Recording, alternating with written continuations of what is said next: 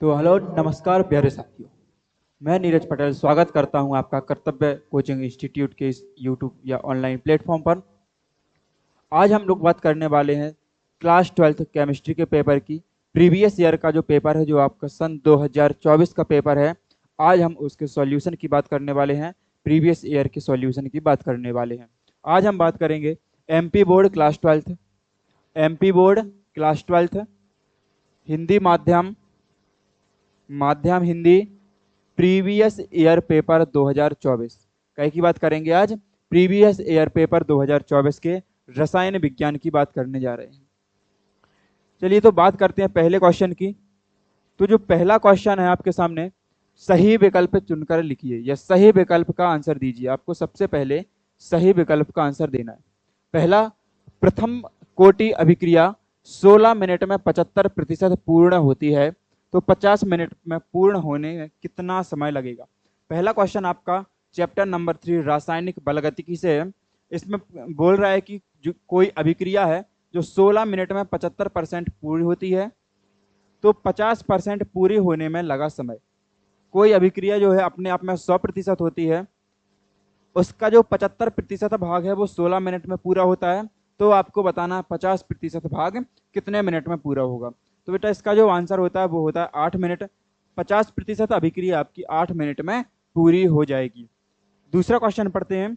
निम्नलिखित enzyme maltose को glucose में परिवर्तित कर देता है। ऐसा कौन सा एंजाइम है जो माल्टोज को ग्लूकोज में परिवर्तित करता है। यह है बेटा चैप्टर नंबर 10 का, चैप्टर नंबर 10 का। और ये क्वेश्चन आया था आपका चैप्टर नंबर 3 से। इसका आंसर, माल्टोज को ग्लूकोज में कौन परिवर्तित करता है, तो माल्टोज को ग्लूकोज में परिवर्तित करता है माल्टेज एंजाइम। कौन सा एंजाइम, माल्टेज एंजाइम। चलिए अगले क्वेश्चन के बारे में देखते हैं। तीसरा क्वेश्चन, एल्डिहाइड में अल्फा हाइड्रोजन की प्रकृति होती है। जो एल्डिहाइड समूह होता है, एल्डिहाइड में अल्फा हाइड्रोजन की प्रकृति क्या होती है, अम्लीय होती है, क्षारीय होती है या उदासीन होती है। तो एल्डिहाइड में अम्लीय हाइड्रोजन की प्रकृति होती है आपकी अम्लीय। कैसी होती है, अम्लीय प्रकृति का होता है। ये आपका जो है चैप्टर नंबर 7 से क्वेश्चन आया है। 5 ग्राम NaOH को 250 मिलीलीटर विलयन में घोला गया है। इसकी मोलरता बतानी है। 5 ग्राम NaOH है, इसको 250 मिलीलीटर विलयन में घोला है, इसकी मोलरता बतानी है। ये है आपका चैप्टर नंबर पहले का, चैप्टर 1 का क्वेश्चन। निकाल लोगे आप तो इसका आएगा 0.5 मोलर। निकालना भाई, WB/MB गुणा 1000 बटे आयतन, तो इसका आएगा 0.5 मोलर। सेल स्थिरांक की इकाई आपको बतानी है। सेल स्थिरांक की इकाई क्या होती है। सेल स्थिरांक ये आया था आपका चैप्टर नंबर 2 से क्वेश्चन। सेल स्थिरांक की इकाई चैप्टर नंबर 2 से है। इसका जो सही आंसर है ये होगा सेंटीमीटर इनवर्स। सेल स्थिरांक की इकाई क्या होती है, सेंटीमीटर इनवर्स होती है। संकुल यौगिक CONH3 का होल 5 Cl SO4 एवं रानी को निम्नलिखित में से प्रदर्शित करते हैं। ये दोनों यौगिक जो हैं, ये दोनों यौगिक कौन सी समावयवता, यहाँ से क्वेश्चन आपसे समावयवता से पूछा गया है, तो ये दोनों यौगिक कौन सी समावयवता प्रदर्शित करते हैं आपको ये बताना है। देखो समावयवता का आप बताएंगे तो इसमें देखो यहाँ पे इसमें Cl है और इसमें यहाँ पे SO4 है। इसमें बाहर SO4 लिखा है, इसमें बाहर Cl लिखा है। यहाँ पे क्या हुआ, आयनों की अदला बदली हो गई, इसलिए ये समावयवता कहलाती है आपकी आयनन समावयवता। ये है आपका चैप्टर नंबर 5 से, चैप्टर 5 उपसहसंयोजन यौगिक का क्वेश्चन। जानते हैं अगला क्वेश्चन क्या है। रिक्त स्थानों की पूर्ति कीजिए। रिक्त स्थानों की पूर्ति करना है। पहला क्वेश्चन आपका EDTA एक खालिस्तान लिगेंड है। EDTA कैसा लिगेंड है, तो EDTA जो है वो आपका 60 दंतुर लिगेंड होता है। कैसा लिगेंड होता है, 60 दंतुर लिगेंड होता है। 2,4,6 ट्राई नाइट्रोफिनॉल खालिस्तान कहलाता है। 2,4,6 ट्राई नाइट्रोफिनॉल जो कहलाता है, ये कहलाता है बेटा आपका पिक्रिक अम्ल। क्या कहलाता है ये कहलाता है पिक्रिक अम्ल। अगला क्वेश्चन, C6H5COOH प्लस खाली स्थान, इससे बना C6H5CONH2 plus H2O। C6H5CO CO, यहाँ पे आ गया NH2। तो ये जो आपकी अभिक्रिया करवानी है, आपको C6H5COOH की क्रिया NH3 के साथ करवा देनी है। किसके साथ? NH3 के साथ अभिक्रिया करवाएंगे। मैथिल एमीन एथिल एमीन से क्षारीय होता है। मैथिल एमीन जो है वो एथिल एमीन से क्षारीय होता है। कैसा? कम क्षारीय होता है कि अधिक क्षारीय होता है? तो बेटा मैथिल एमीन जो है कम क्षारीय होता है और एथिल एमीन अधिक क्षारीय होता है। किसी गैस की द्रव्यमान विलेयता के नियम पर आधारित है। किसी गैस की, कोई गैस पानी में घुल रही है तो ये कौन से नियम के आधार पर है? तो ये होता है बेटा हेनरी का नियम। कौन सा नियम? हेनरी के नियम के आधार पर। एक फैराडे आवेश का मान खाली स्थान होता है। एक फैराडे बराबर जो होता है वो होता है आपका 96,500 कूलम। एक फैराडे बराबर 96,500 कूलम।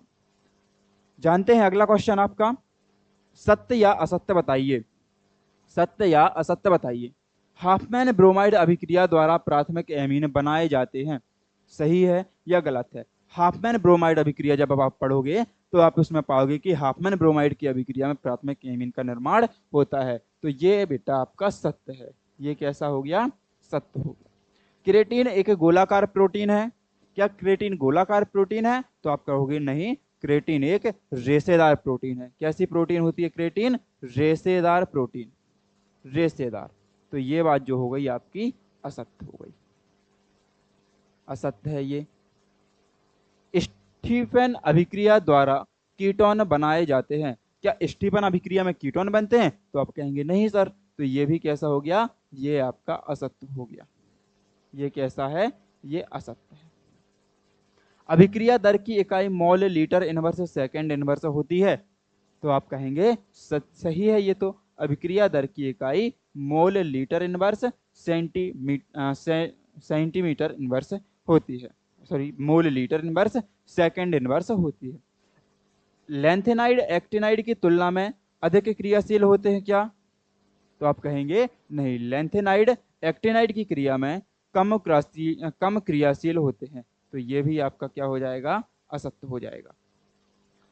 फिनॉल को कार्बोलिक अम्ल भी कहा जाता है। तो आप कहेंगे सत्य है, फिनॉल को हम कार्बोलिक अम्ल भी कहते हैं। तो ये भी कैसा हो जाएगा? सत्य हो जाएगा। 3 आपके सत्य हो गए और 3 असत्य हो गए। चलिए अगला क्वेश्चन क्या है आपका? तो सही जोड़ी मिलाइए।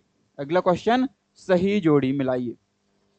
सबसे पहले आता है विटामिन डी। तो विटामिन डी आपका क्या है? विटामिन डी की कमी से जो होने वाला रोग है वो होता है रिकेट्स। कौन सा? रिकेट्स रोग होता है। डाई एजोनियम लवण, डाई एजोनियम लवण। तो डाई एजोनियम जो लवण होता है वो होता है C6H5N2Cl। हिंसबर्ग अभिकर्मक, हिंसबर्ग अभिकर्मक जो है C6H5SO2Cl। Vitamin B12, vitamin B12 में कोबाल्ट पाया जाता है। और प्रोटीन, क्रेटिन एक प्रोटीन है। क्रेटिन क्या है? एक प्रोटीन है। आगे जानते हैं। अगला क्वेश्चन आपका देखेंगे, एक शब्द या वाक्य में उत्तर दीजिए। एक शब्द या वाक्य में उत्तर दीजिए। तुल्यांकी चालकता की इकाई लिखिए। सबसे पहले क्या लिखनी है आपको? तुल्यांकी चालकता की इकाई। तो बताएंगे आप तुल्यांकी चालकता की इकाई क्या होती है? बताइए तुल्यांकी चालकता की इकाई क्या होती है?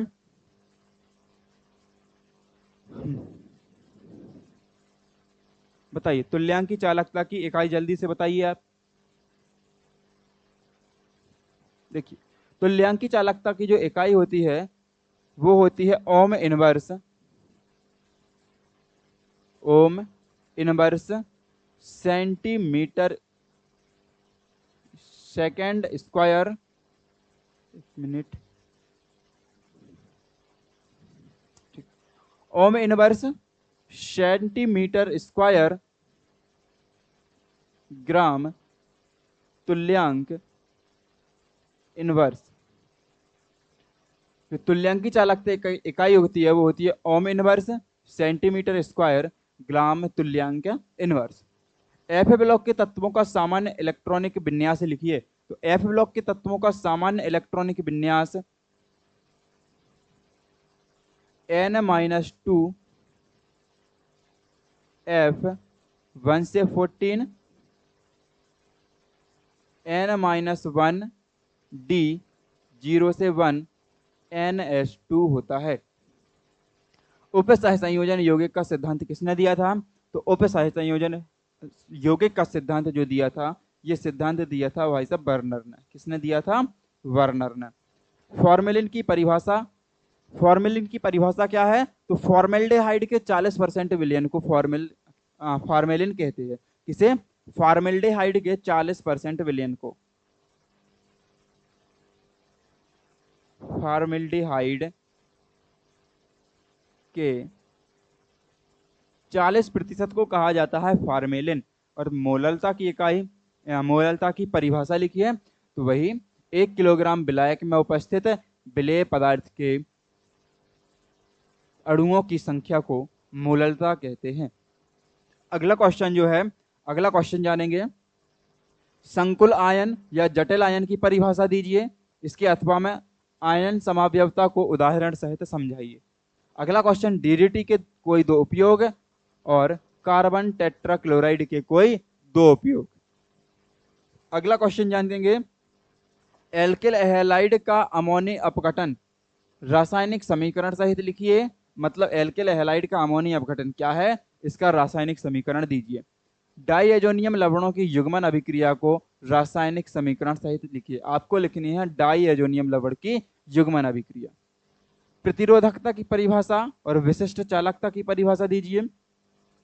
अगला जो है, रासायनिक अभिक्रिया की दर को परिभाषित कीजिए कि रासायनिक अभिक्रिया की दर क्या होती है, और रासायनिक अभिक्रिया की आणविकता की परिभाषा को परिभाषित कीजिए।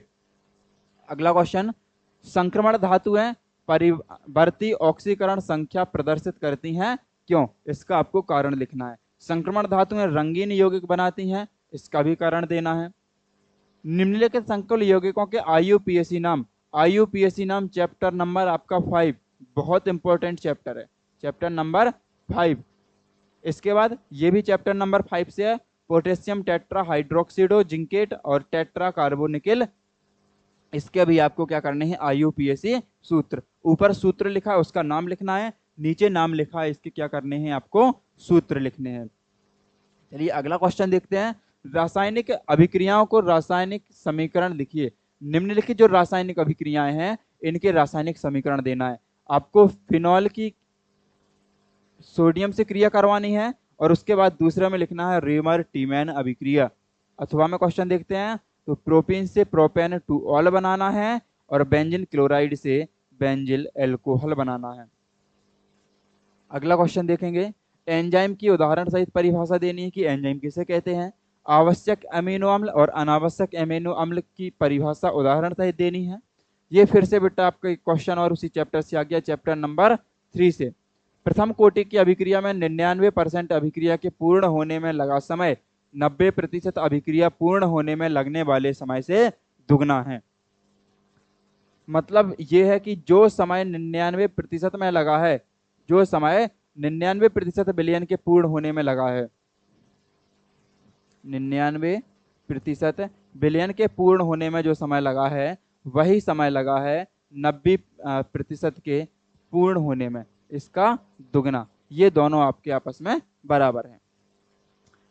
शून्य कोटि रासायनिक अभिक्रियाओं के लिए अर्ध आयुकाल का मान एवं प्रारंभिक सांद्रता के समानुपाती होता है।